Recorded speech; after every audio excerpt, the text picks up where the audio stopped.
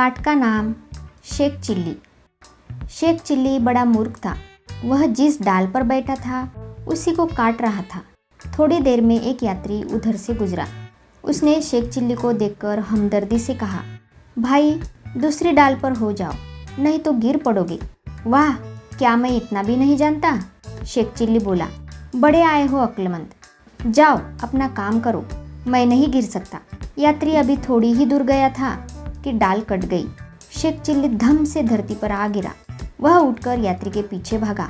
उसका रास्ता रोककर वह बोला, तुम तो कोई बहुत बड़े ज्योतिषी मालूम होते हो, मैं तो सचमुच ही गिर पड़ा। अब आगे आने वाली मुसीबत बताओ जिससे मैं बच सकूं। यात्री ने उसे बहुत समझाया कि मैं ज्योतिषी नहीं हूँ, सीधी सी बात थी, तुम जिस डाल पर बैठे थे उसी को काट रहे थे, गिरना जरूरी था। शेख चिल्ली न माना। वह उसका रास्ता रोके खड़ा रहा और बोला, जब तक तुम मुझे आगे की बात नहीं बताओगे मैं तुम्हें नहीं जाने दूंगा। यात्री को मालूम हो गया कि यह कोई मूर्ख आदमी है।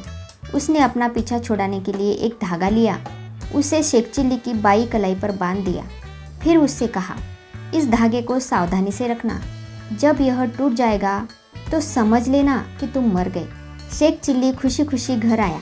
उसका ख्याल था कि न धागा टूटेगा और न मैं मरूंगा। उसने सावधानी भी बहुत रखी, लेकिन धागा कच्चा था। आखिर वह एक दिन टूट ही गया। उसके टूटते ही शेख चिल्ली को विश्वास हो गया कि अब मैं मर गया हूँ। वह उसी समय एक कब्र में जाकर लेट गया।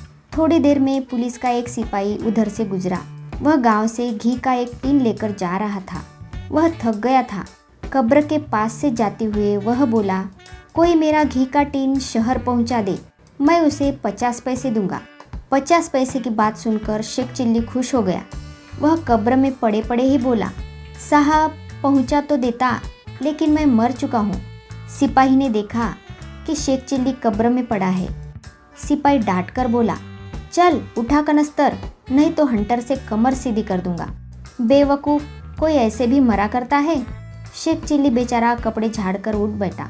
कनस्तर उठाकर सिपाही के आगे आगे वह चल पड़ा। ठंडी हवा चल रही थी। वह मन ही मन सोच रहा था, कनस्तर पहुंचाने के 50 पैसे मिलेंगे, उनसे मैं अंडे खरीदूंगा। अंडों से बच्चे निकलेंगे, वे बड़े होकर और बच्चे देंगे। इस प्रकार मेरे पास बहुत सी मुर्गे मुर्गियां हो जाएंगी। उन्हें बेचकर मैं बकरियां खरीदूंगा। बढ़ते बढ़ते उनका एक रेवड़ बन जाएगा।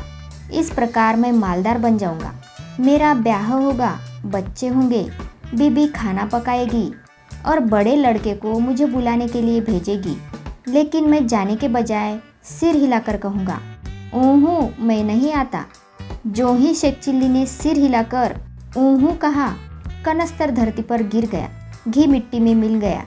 सिपाही ने गुस्से में आकर उसे 2 हंटर लगाए और कहा, पागल के बच्चे, तूने मेरा घी नष्ट कर दिया।